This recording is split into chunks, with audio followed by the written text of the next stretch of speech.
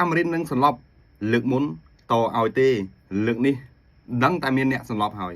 នេះជាសម្ដីផ្ទាល់របស់កីឡាករម៉ូអាប់ឌូរ៉ាមែនមុននឹងហោះមកដល់ស្រុកខ្មែរស្របពេលដែលលោកគ្រូអេក៏បាននិយាយដែរថា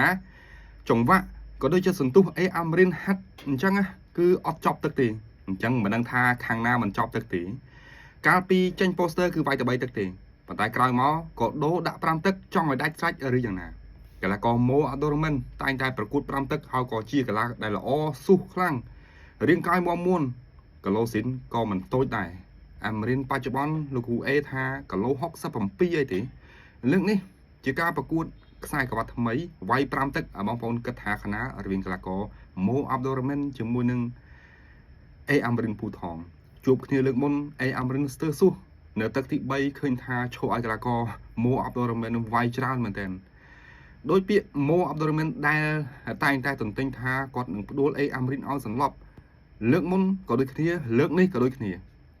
សម្រាប់ជំនួបនេះលោកគ្រូរីគីគាត់បាននិយាយថាមិនសូវសង្ឃឹមលើអាមេរិកទេគាត់ឲ្យភាគរយត្រឹមតែ40-60តែប៉ុណ្ណោះមកចំណែកឯអ្នកវិភាគខ្លះគេថាបើអាមេរិកមិនសឿងមិនគេថាអង្គអាចតទល់ជាមួយនឹងម៉ូអាប់ឌូរ៉ាមែនទេគឺនឹងលំបាកតែលោកគ្រូអេពូថងថាយុទ្ធសាស្ត្រនៃការប្រកួតគឺមិនទៀងទេ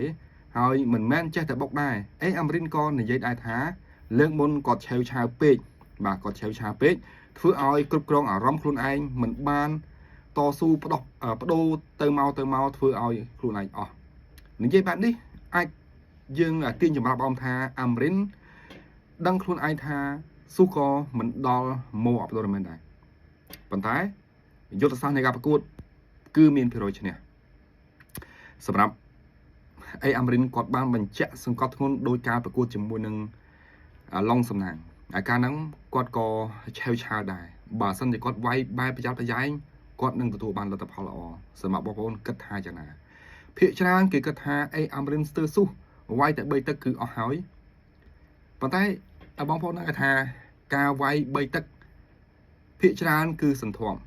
ហើយថយនៅពេលដែលដឹងខ្លួនតែឈ្នះមកដូចអាមេរិកវាយជាមួយនឹងកីឡាករ Evan Boulton ចឹងតែភាគច្រើនគឺសន្ធាប់នឹងតែម្ដងបើសិនជាវាយ5ទឹកអាចថាទឹកទី1ផ្ដោះប្ដូរបច្ចេកទេសឬគេហៅថា Steve Stone ប៉ុន្តែSteve Stone ហ្នឹងខ្ញុំចេះនៅឃើញថាពាក្យ Steve Stone គឺស្ទង់ក្នុងមៀបស្ទង់ក្នុងមៀបអញ្ចឹងនៅលើសង្វៀនប្រហែលអត់បានទេឡើងលើសង្វៀនដឹងតែប្រយុទ្ធហើយសំខាន់ខ្ញុំជឿជាក់ថាភាគច្រើនមិនសូវទុកចិត្តនៅលើស៊ូរបស់អាមេរិកហើយបងប្អូនយើងតែងតែទទួលចង់ឲ្យវាយ5ទឹកព្រោះថាជាការដណ្ដើមខ្សែក្រវ៉ាត់កម្មវិធីធំពានរង្វាន់ធំថវិកាច្រើនគឺចង់ឲ្យលេង5ទឹកឲ្យដាច់ស្រេច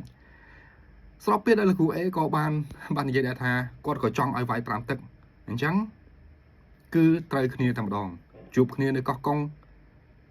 ជាជាក់ខាងណាបងប្អូនបាទរវាងអាមេរិកជាមួយនឹងម៉ូអាប់ឌូរ៉ាមែនសង្ឃឹមថាជាគូដ៏ជូរចិត្តប្រចាំកម្មវិធីថ្ងៃនោះក៏មានមើលមីឃាមានកូនសិស្សគ្រូផាន់កូនសិស្សគ្រូរីគីប្រកួតដែរកំពុងតែឌឺដងខ្លាំងមែនតើបាទលោកគ្រូរីគីក៏បានបញ្ជាក់ថាឈ្នះកូនសិស្សណាមិនស្មើនឹងឈ្នះកូនសិស្សគ្រូផាន់ទេដូចរើសបានលុយ10 លានដុល្លារអញ្ចឹងគាត់និយាយបែបហ្នឹងអញ្ចឹងមានថាការប្រជែងគ្នារបស់គ្រូគឺធ្វើឲ្យកីឡាករកាន់តែល្អកាន់តែខ្លាំងប្រាក់រង្វាន់កាន់តែច្រើនកាន់តែទាក់ទាញនៃការប្រកួតយ៉ាងណាក៏មិនប្រកាសថាឈ្នះដែរព្រោះថាពេជ្ររាជសីជាមួយនឹងកងខ្លាធ្លាប់ចាញ់រាជសីម្ដងហើយបាទចាំមើលថាអ្នកណានឹងឈ្នះតែបាទសម្រាប់គូអាមេរិកគូរីគីមិនសូវរំពឹងទេសម្រាប់បងប្អូនរំពឹងដែរឬអត់មានតែចាំមើលបងប្អូនគ្នាថាយ៉ាងណាថ្ងៃទី28 វិច្ឆិកាឆ្នាំ2025នៅទឹកដីកោះកុងខាងកោះស្ដេចអរគុណ